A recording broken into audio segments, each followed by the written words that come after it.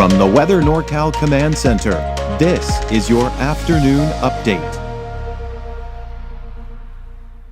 Dennis's Heating and Air Conditioning is Northern California's premier heating and air conditioning contractor. From residential housing, large commercial projects, installation to repair, sheet metal fabrication, and everything in between, we are your go-to heating and air conditioning specialist. Well, good afternoon, everyone. Things are starting to really clear out there. I mean, boy, kind of a foggy and misty start out there for many of us on the coast, but look at that. I mean, things have cleared out quite nicely out in the Crescent City area. We take you out to Elk Country, just north of Trinidad. Still some of those low clouds lingering in some areas along the coast.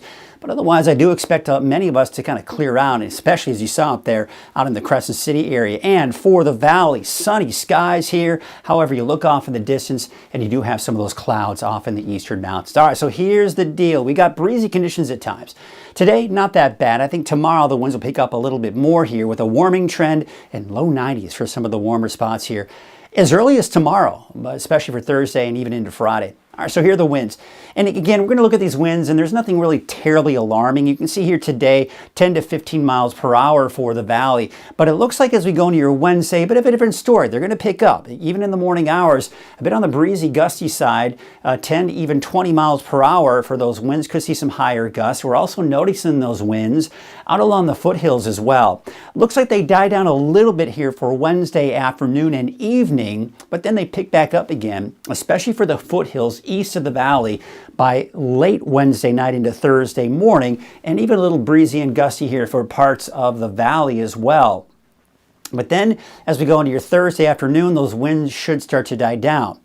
But bottom line is we've got a bit of a north wind, and that could elevate our fire danger. Not necessarily today because the winds aren't that big of a problem here. But as we go into Wednesday, look what happens as we go into the afternoon. You see the oranges here. We're not low, we're not extreme, we're kind of in that mid-range. So I like to call this elevated fire risk. Now this is combining the temperature, the winds, and the available moisture. It takes them all into consideration and puts out this fire weather risk. And you can see the north end of the valley seems to see the highest. Now we take you into your Thursday, and looks like we still have, especially in the eastern, east of the valley here, into the foothills, we're seeing some elevated fire risk there as well. So again, bottom line, I'm not terribly concerned about this. But when you have that north wind and it dries things out, we just got to do whatever we can to help prevent any new fires from starting.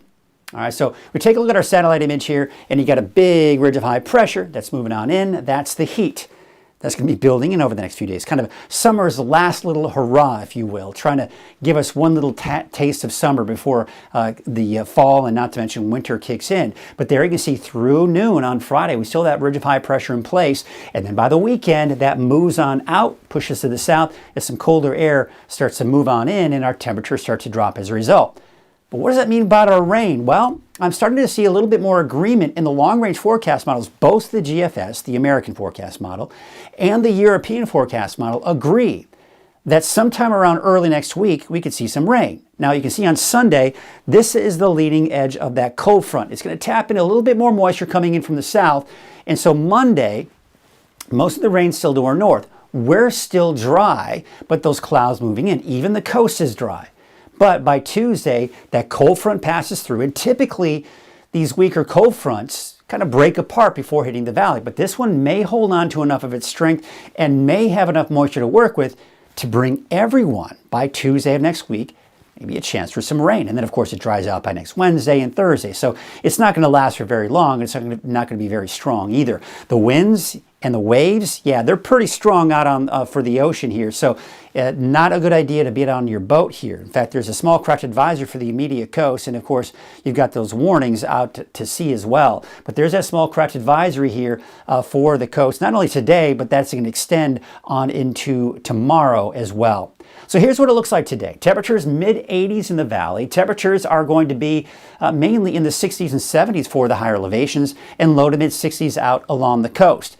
And looking at your 7-day outlook, it's going to be dry all the way through this weekend, even into Monday of next week. I was initially thinking that even Mount Shasta could maybe see some showers by Monday, but for now, I'm going to push that back to next Wednesday. The valley's still dry as well. Temperatures creeping back up in the low 90s as early as tomorrow, especially for Redding and Red Bluff.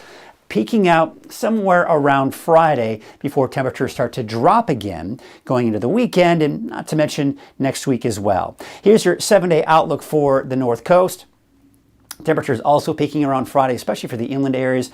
Upper 80s for Weaverville and Trinity County. Temperatures start to drop. And as I mentioned, now I'm going to keep it dry through Monday. Then maybe around Tuesday of next week, everyone's seeing that chance for rain.